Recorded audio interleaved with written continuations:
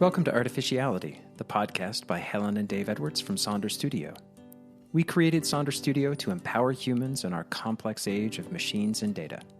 Our research-based, design-oriented consulting and education services help you and your organization work better with machines and data. You can learn more about us at getsonder.com. Back again to talk more about ChatGPT and generative AI. And let's start off with why it matters. Why do you think this all matters? Why do you think everybody's so excited? Well, people do get excited about significant shifts in AI. When we go back to AlphaGo, I mean that's big. It's a big deal, but it was a big deal for Lee Sedol and for DeepMind, and a big deal for the game of Go. But it didn't really change much for everyday people. No, it showed off what was possible, but it didn't really do anything for anyone, and it's in that form. Yeah, and it's those things always spark good discussion. And then there's, when things come out about bias or prejudice, those things tend to grab people's consciousness. But this matters because it's grabbed people's consciousness, I think, in quite a different way. First of all, a lot of people being able to use something in a way that AI hasn't been used for before. And I think that matters. I think we've said over the years that one of the big things for AI is mastering language in a technical sense, so that people can communicate with computers, but with the internet, really. And so human knowledge and discourse in a way that's natural and intuitive to people. And this is the first thing that's sort of really meaningful on that front. And we've talked a lot with people over the last couple of weeks about how that gets done, what makes it feel human-like, what makes it feel creative. And all of that actually does speak to this being quite a significant change in how people see what's possible in AI. And I think for a lot of people who have kind of ignored AI or have thought it's kind of abstract, or it's something that sits in the big tech companies, or something that sits in the data engine room of a big company, suddenly it's in their everyday life in a way that is much more in their conscious awareness than Google Maps or even the Google search engine or any of the other AI that we do touch every day. What do you think? Yeah, I think it's about the approachability of it, that you can, log on to ChatGPT and you can put in a question, you can get a response. It comes back in pretty solidly human-like language. It feels very familiar. There's likely some evolutionary context that we have, right? That we've evolved and we've developed language to communicate. And suddenly now this thing can actually communicate with us in quite human-like language. So it is something that feels very approachable. It's also got this sort of veneer of humanity on it that I think has captured a lot of people's attention. Suddenly it's like having a junior person on your team who's drafting something for you, or it's something that, you hear people talking about how it saves them hours per week on tasks. And suddenly it's this amazing resource to get knowledge that you wouldn't otherwise be able to have access to. We're sort of glossing over all of the problems in that narrative, obviously, and glossing over what this thing is actually here for, but it becomes quite exciting. So far, it's seemingly exciting. It's interesting that I haven't really felt the resurgence of the commentary from several years ago that AI was going to take away 47% of jobs, right? That hasn't really come back yet, but maybe just because we're just so enamored with trying this thing out that people haven't talked about how many people are going to lose their job from it. I think in the creative and journalistic world, there's a lot of that. Yeah, there's a lot of that discussion and trying to wonder what happens. Definitely in the creative world, if we're thinking outside of the text generators, for sure. When you look at DALL-E and some of the art that comes out of like Midjourney is really impressive. But I think that's probably why it feels like it matters so much to people, is that there's suddenly this huge leap, and it's just that you're actually able to use it this time. Yeah, the way it feels like synthesis, I think, is really important.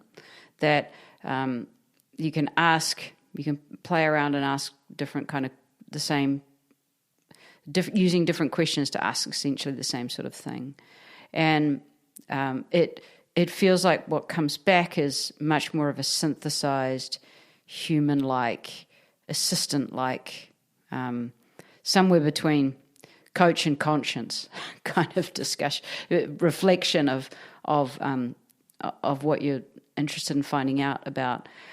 I've found it's also really exposed how search has been so degraded. And that I've found, we've known this for years, that Google has changed search in such a way that, one, it's much more advertising forward, and it's much more driven. And that's not, it's easy to pass what is advertising versus not, but nevertheless, it's been sort of overwritten by advertising, and that experience it's now so corporate and so commercial, with logos everywhere on every search return, that suddenly doesn't feel helpful. It feels like it's messing up the interface, and that's messing with your ability to judge and synthesize.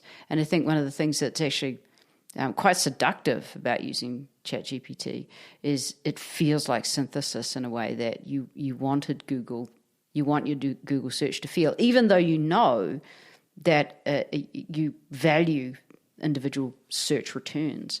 So I think it's exposed that in a way that's different. Yeah, there's a feeling you get, which may just be an illusion, but it definitely feels like you're getting an answer that is designed just for you. And in some ways that's true, right? Each answer is unique to each prompt. So you go and ask a question, or you ask it to do something, and you get an answer. Whereas I think you're right, there's a reflection. The narrative of that ChatGPT is going to replace Google search, I think, is off base, because it's not actually it's doing something different. But it has caused me to go back and sort of look at that search experience, with slightly fresh eyes. And I agree with you. You have to scroll, beyond the page break sometimes to get past the ads. And then you have to scroll another couple of page worths, of answers to get past all of the answers that have been clearly manufactured for search engine optimization. So, and we do this where we have our own website. You have to think about it that way. How are you going to get ranked high in Google? But as a searcher, you're looking for something that answers your question, that provides new information, new knowledge. You're trying to find a destination, and you're having to work through so much work that has either been blatantly paid for by an ad, or essentially trying to work through and around the search algorithm to find something novel and interesting, right? That's not being put to you in order to get you to click on it. And so there is something that feels much more personal, and as if it is working for me, in the ChatGPT experience. I go back to thinking about something that Josh Lovejoy, who was at Microsoft at the time, talked to us about a couple of years ago, which was the success of a writing tool when it prompts you with a multiple different options and you choose none of them, but you're inspired by all. And I think that says something, it goes back to a constant thing we've had with AI, which is your self-determination, agency, how it actually sparks your creative thought process. And to keep reminding ourselves that these things are tools. We should never think of them as being equal or as being assistants even. They're still tools. Because if we think of them as being equals, we're just going to be disappointed. And we could be, disappointed because they fail us, and they fail to make us more creative or smarter, but they also could just make us stupider. So I think that there's nothing really philosophically new here. I think that part of the sense of it being a tipping point is that it is useful language, and it communicates to us in a way that is so intuitive and familiar to us that it's very easy to be seduced into thinking that it's doing something more than incredible statistical reasoning. And it's hard to keep that in mind. And we also just don't spot the errors as easily. I think the other thing I'd add on this is that I think part of the appeal for generative AI is the serendipity aspect, right? We love being surprised. Serendipity is a wonderful thing. So you put in a prompt and you're not sure what you're going to get, right? Isn't that fun? Well, it feels a little bit like a lottery. Sure. And suddenly, we sit there on DALL-E or Stable Diffusion and watch how long it's taking to generate. It gets you more and more excited the longer it takes. And it gives you a unique answer, as I said before. So the serendipity ends in something that is special and unique to you. It's important not to mistake that for what I think can be the serendipitous experience of search. There's plenty of times where I'm looking for something and I'm not really sure what I'm actually looking for. I'm just trying to sort of go on a journey, and I can go through 8, 10, 12, 15 pages of search results on Google to try and to just see what I might be able to uncover. And although the language that's generated is novel and is in some ways serendipitous, it is only one answer. So if you ask it to write a particular thing, it's giving you one answer start to finish. It's not giving you 10, 20, hundreds of possible answers. So there's something missing in that journey, but I think it does have that immediate appeal, and that's why people love experimenting with it. You're right; so much. It's quite constrained in that sense. You don't have the same sense of journey with it.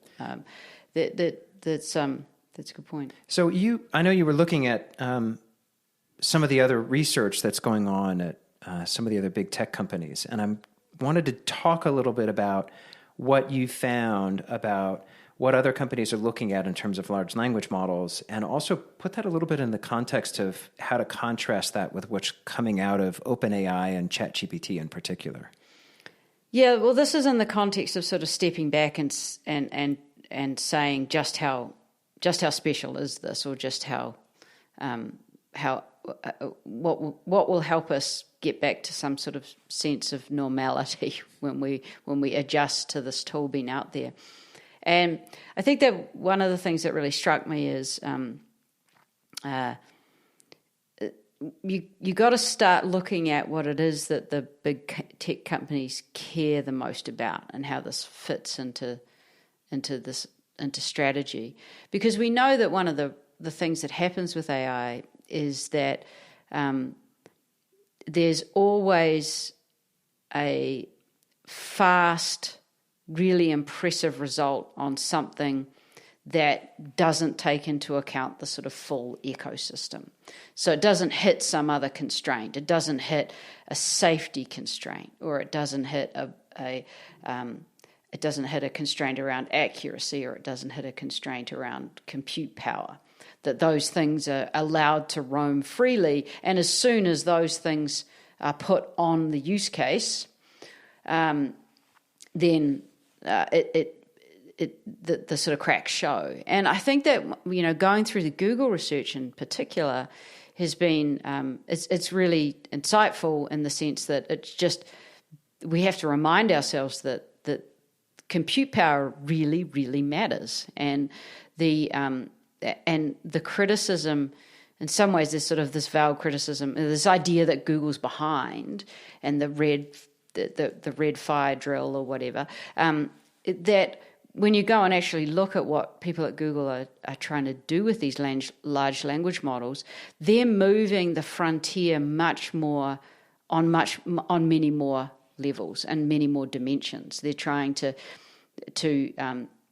create the models and algorithmic structures and data training and across the whole gambit, so that the compute power isn't as extreme, that things can be scaled even further. They're trying to deal with the safety, which is clearly a big issue.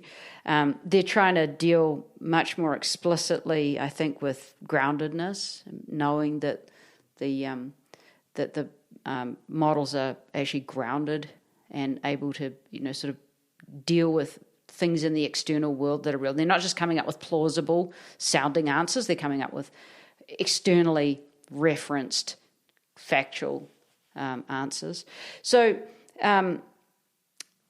not saying that OpenAI isn't, but I think that the reality of these other technical frontiers, particularly in terms of compute efficiency, we're yet to see all the cracks anywhere else. Yeah, I did a quick back-of-the-envelope calculation. If you take Sam Altman's statement that each query in ChatGPT is a few pennies. He says single-digit cents, right? Single-digit cents. So it could be even up to 9 cents. It could be. So, and I did a quick math of saying, okay, let's call that 3 cents a query, and there's wide ranges estimates of how many searches Google actually resolves every day because they don't disclose it specifically. But even at the low end, the compute cost, if it costs that much per query for Google, would exceed all of their data center costs today across all of Alphabet. So Google, YouTube, et cetera, everything. So it's clearly you can't look at Google saying, gee, we want to be able to answer all of these questions with a large language model, at least given today's compute power. That would be financially untenable, especially if the large language model is giving you, paragraphs worth of answers that don't include all of the ads that actually pay for everything that Google does today. So there's no revenue model there in that same kind of way. Yeah, so kind of reality check. Yeah. So what else have you found when you've been digging through the research? Like what's going on there that you find intriguing in this context? I think there's a few things first, just the sheer number of small things, these are big things, but the sheer diversity of approaches, the things that people are working on to distill knowledge out of other models and have that accessible by a large language model, to be able to use structures, architectures like there's one called mixture of experts models.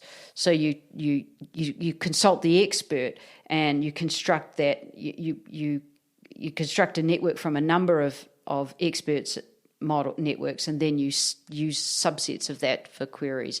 And these are all sort of different ways to slice and dice information and knowledge.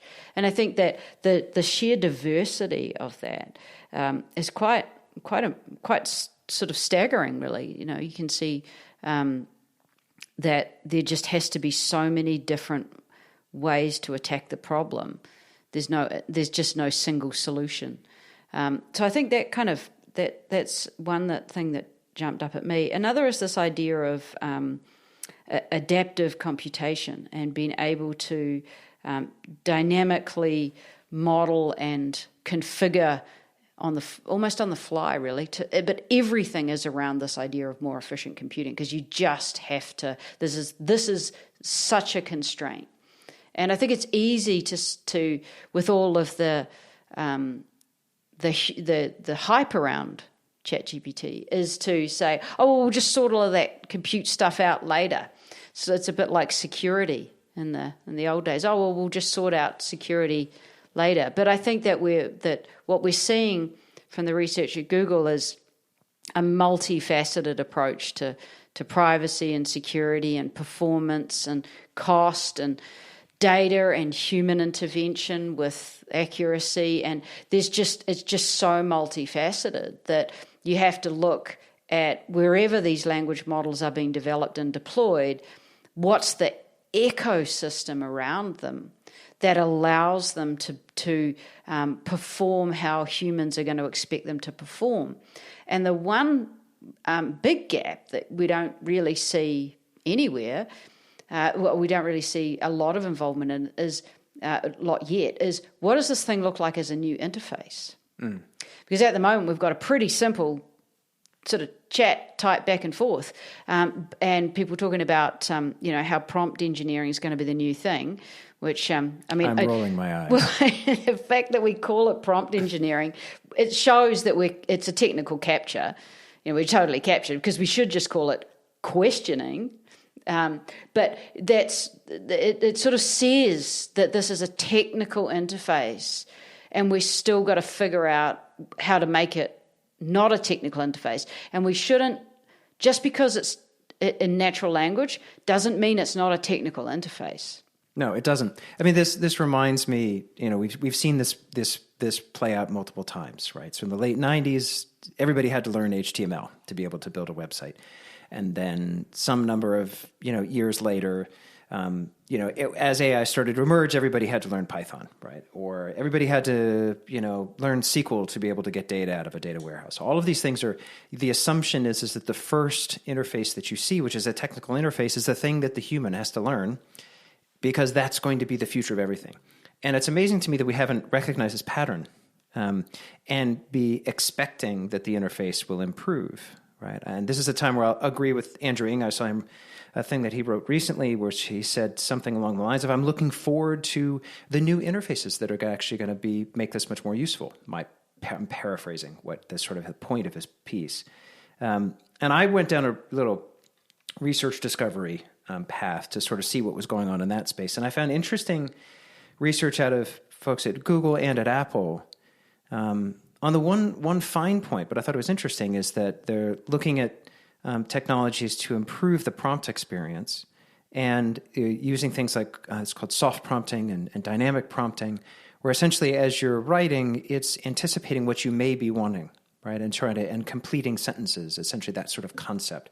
It's broader than that, and I will admit that I'm still in very early part of the sort of technical learning of where everything is, because there's quite a lot of work going on in this space. But you can see how that becomes the next layer of technology behind that first human computer interaction level of what the prompt is. And what might that experience be? How might a language model interface anticipate what you're asking based on what else you're doing, where you are, what other context can it build around what's happening for you to be able to give you a better response than what you get today? Mm. And you're starting to use technology to do the engineering part of prompt engineering, right? It's starting to actually use the power of computing. But we're not thinking that way very well broadly, because we see this exposure of an interface which feels like a product, but it isn't. It's just a prompt window they've exposed to the world to allow people to try it out. But it's not like they designed a product out of this. This is a technology that's designed to generate language to be human-like. It's not something that was designed with any form of human-centered design principles or ideas. And it's not like it's sitting there trying to be useful. It's just doing what it, when they created and they exposed it, they just said, hey, look what this can do. And now people are trying to work around the tool and with the tool and make it do things that will make it useful someday.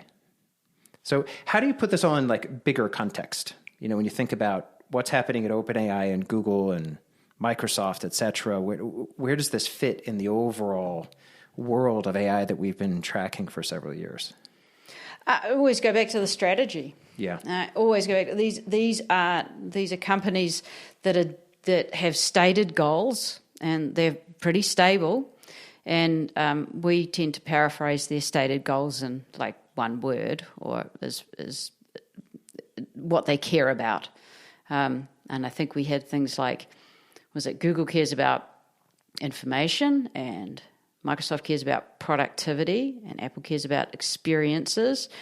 And if we're going to put OpenAI in there, because we will right now, just because it's kind of convenient, they care about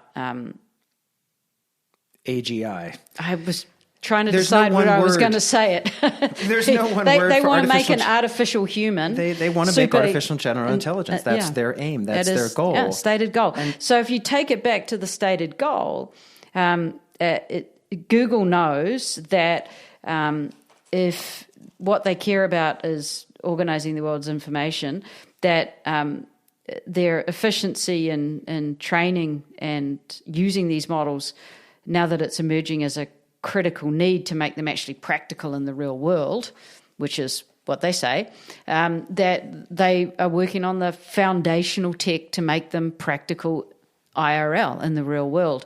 And that includes at the sheer scale of search, with all of the safety and groundedness and relevance associated with it. And I think an important aspect of this, too, that you mentioned earlier when we were chatting about this earlier today is truthfulness.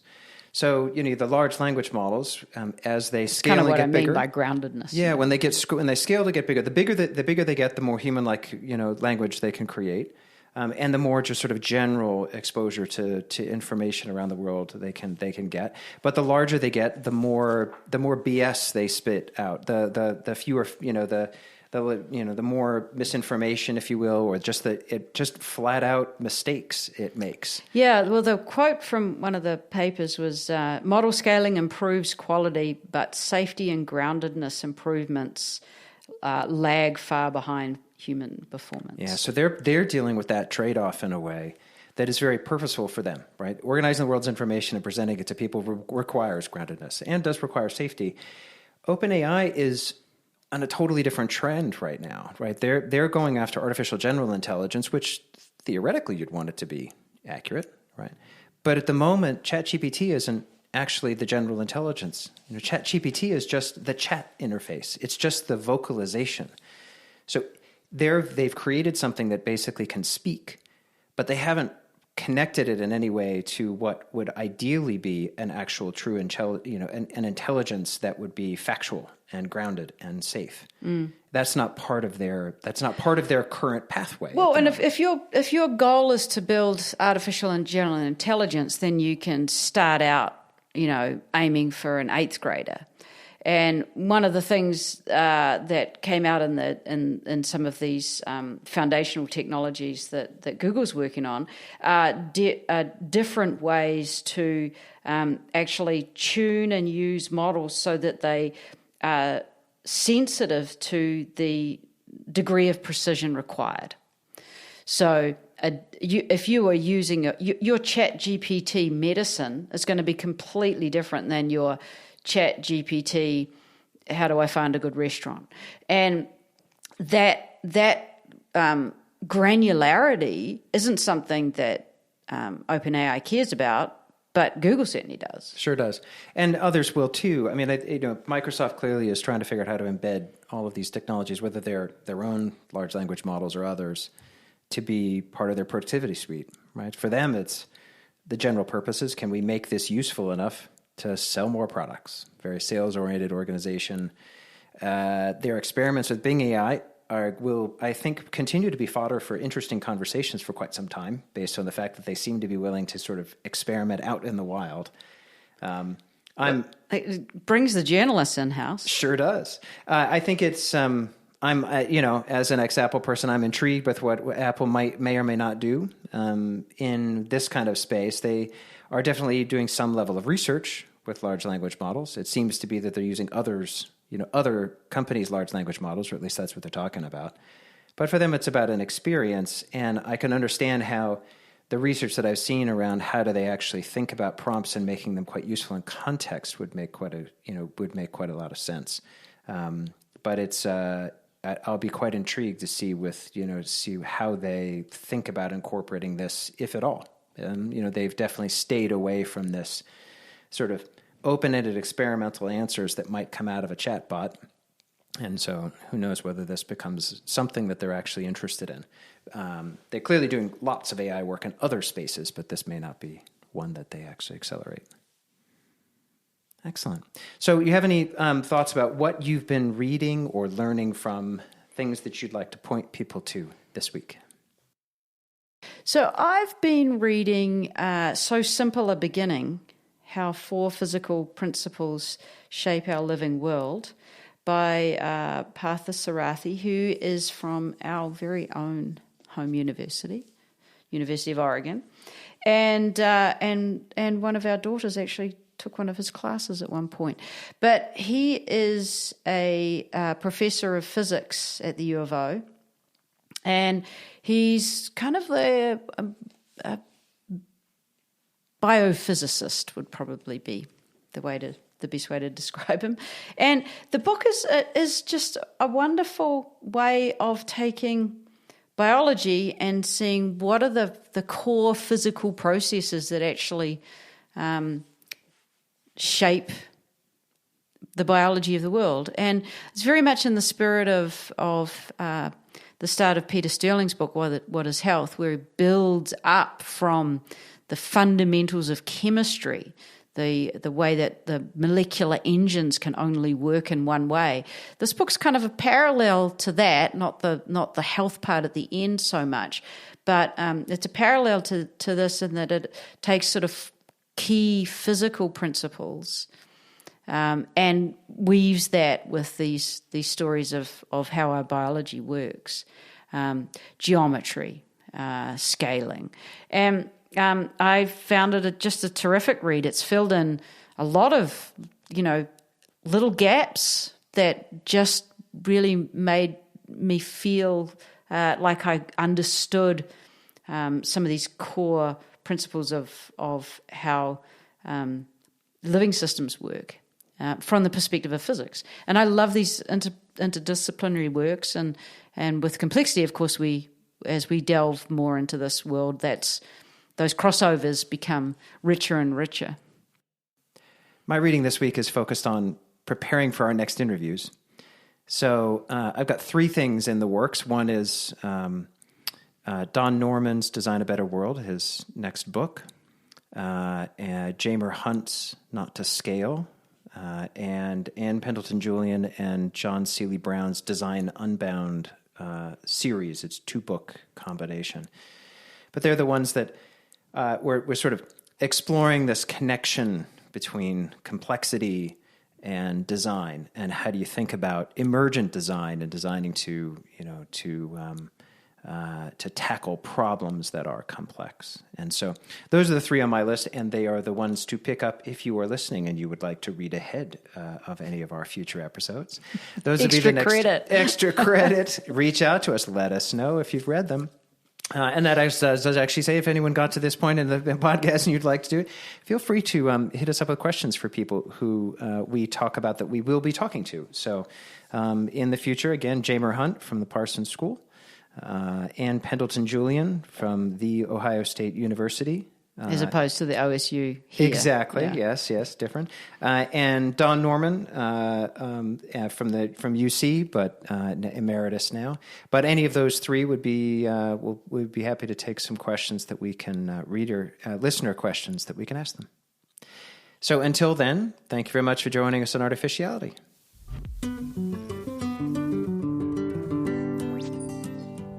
Thanks for listening. If you enjoy our podcast, please subscribe on Substack or your favorite podcast platform. And please leave a positive rating or comment.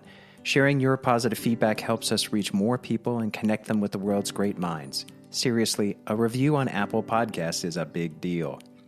And if you like how we think, then contact us about our speaking and workshops and human-centered product design. You can learn more about us at getsonder.com, and you can contact us at hello@getsonder.com. You can learn more about making better decisions in our book, Make Better Decisions, How to Improve Your Decision-Making in the Digital Age. The book is an essential guide to practicing the cognitive skills needed for making better decisions in the age of data, algorithms, and AI. Please check it out at mbd.zone, on Amazon, bookshop.org, or place an order through your favorite local bookstore.